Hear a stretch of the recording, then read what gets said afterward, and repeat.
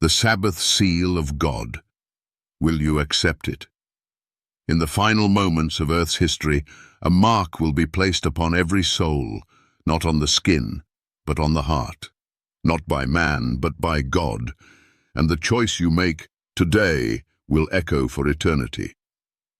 The Sabbath is the seal of God. But most Christians have no idea. While churches preach prosperity, while imams recite tradition, while skeptics mock what they don't understand, the truth stands firm, untouched by time. God's Sabbath is his divine signature, his seal of authority stamped on his law. Let's be clear. A seal in Scripture contains three elements: name, title, territory, just like a king's seal. And guess what? Only one commandment in all of Scripture contains all three.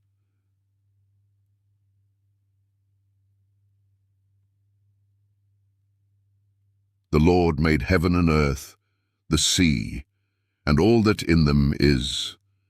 Exodus 20:11. There it is. Name, the Lord title, creator, territory, heaven and earth.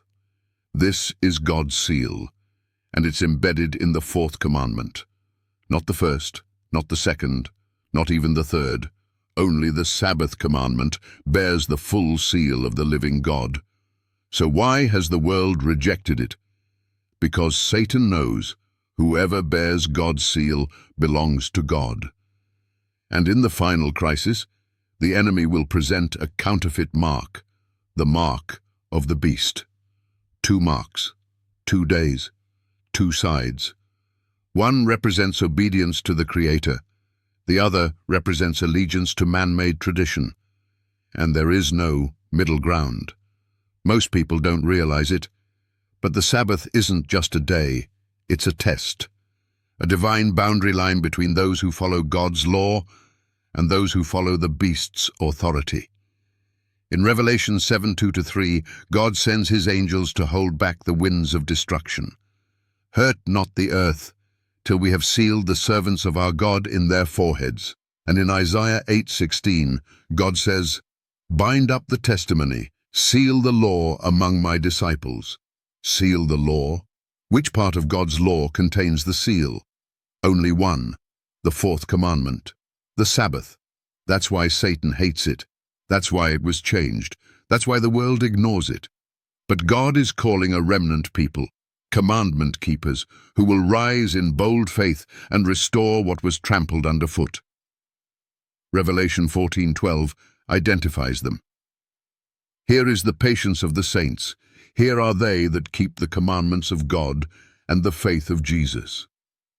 Not just faith, not just grace, not just tradition. Obedience to God's law. All 10. The Sabbath is the final test of loyalty. It separates the true worshippers from the pretenders. It reveals who truly follows Christ and who just wears the name. So I ask you, Pastor, will you continue ignoring the one commandment God said to remember? Imam, will you reject the very sign of the Creator your own scriptures claim to honor? Skeptic, will you scoff at a truth that has stood since Eden? And to every soul listening, will you accept the seal of God or the mark of the beast? The decision is yours.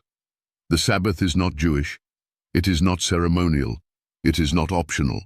It is the eternal sign of God's authority over your life.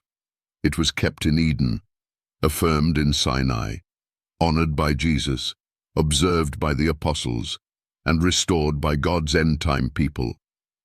Now, it's your turn. The seal of God is being offered, but it will not be forced. It can only be chosen. Will you accept it?